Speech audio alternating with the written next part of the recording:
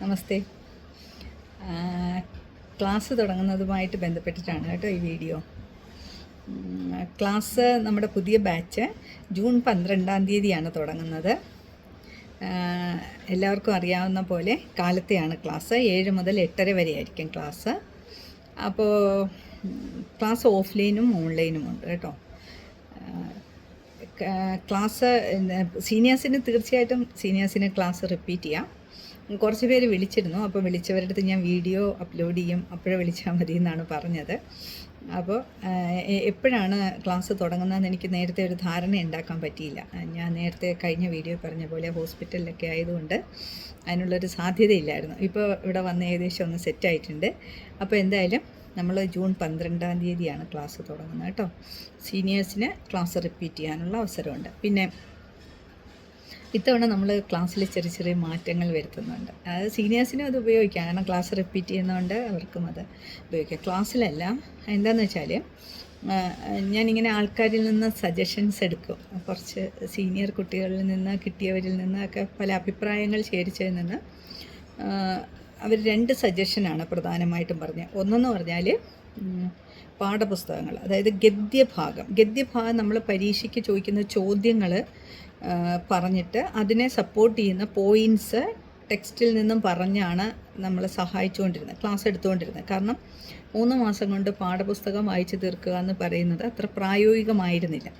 അതുകൊണ്ടാണ് അങ്ങനെ ചെയ്തുകൊണ്ടിരുന്നത്. അപ്പോൾ ഇപ്പോൾ ചില കുട്ടികൾ അങ്ങനെയല്ല, നമുക്ക് ടെക്സ്റ്റ് വായിക്കണം, വായിച്ച് കിട്ടണം, വായിച്ച് കേൾക്കണം ടീച്ചറെ എന്നൊക്കെ ഇങ്ങനെ പറയുന്നത് കൊണ്ടും അത് ശരിയാണ് എന്നെനിക്ക് തോന്നിയുണ്ട്. കാരണം പുതുതായിട്ട് ഇപ്പോൾ ക്ലാസ് അറ്റൻഡ് ചെയ്യുന്ന ഒരാളിന്, അല്ലെങ്കിൽ മലയാളം പഠിച്ചിട്ടില്ലാത്ത ഒരാളിന് കഥകളെക്കുറിച്ചൊക്കെ കുറച്ച് അവ്യക്തത ഉണ്ടായിരിക്കും. ആ അവ്യക്തത പരിഹരിക്കാമല്ലോ. കഥകൾ മാത്രമല്ല, ഭാരത പര്യടനം പോലുള്ള കൃതികളെക്കുറിച്ചൊക്കെ ഉള്ള കുറച്ച് അവ്യക്തത ഉണ്ടെങ്കിൽ അത് വായിക്കുമ്പോൾ പരിഹരിക്കപ്പെടും എന്നുള്ളതാണ് അവരുടെ ഒരു സജഷൻ. ശരിയാണെന്ന് എനിക്കും തോന്നി.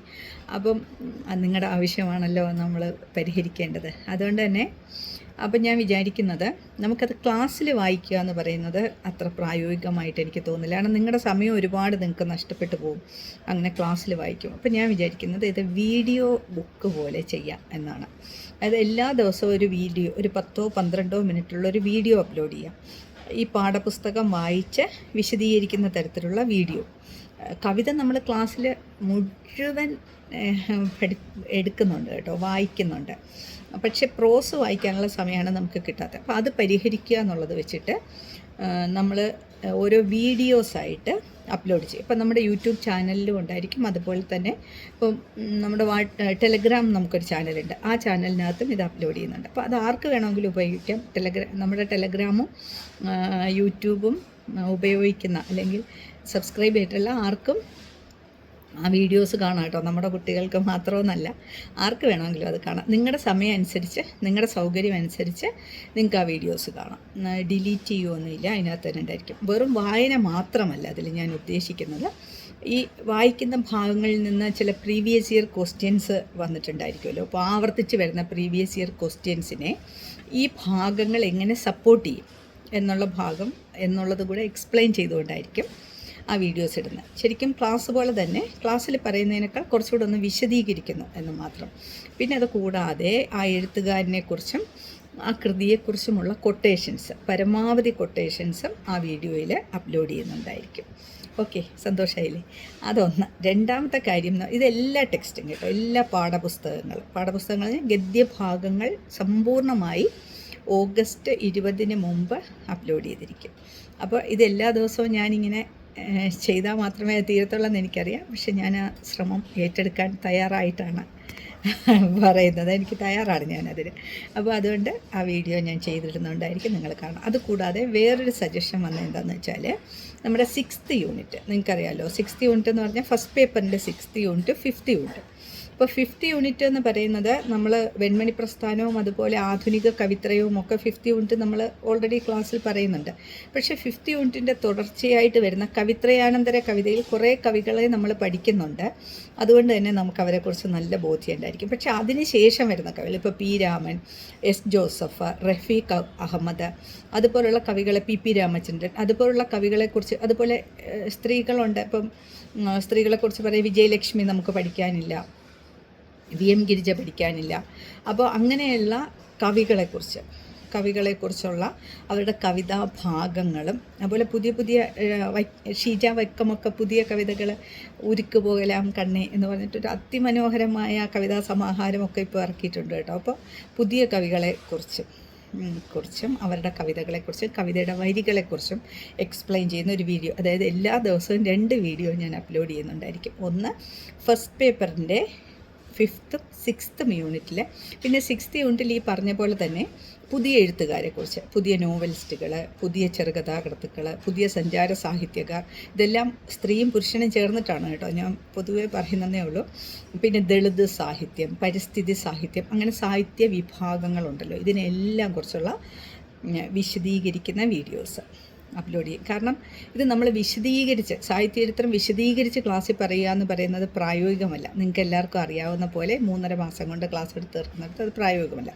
അപ്പോൾ ഈ വീഡിയോ നിങ്ങൾക്ക് എപ്പോഴും വേണമെങ്കിലും ഉപകാരപ്പെടുന്ന വിധത്തിലായിരിക്കും നമ്മൾ അപ്ലോഡ് ചെയ്യുന്നത്. അപ്പോൾ നിങ്ങൾക്ക് ആവശ്യാനുസരണം അതെടുക്കാം. ഒരു കവിയെക്കുറിച്ച് പറയുന്ന സാധനം 10 മിനിറ്റിൻ്റെ സാധനം ധാരാളം മതി ഒരു എഴുത്തുകാരനെക്കുറിച്ച് പറയാം.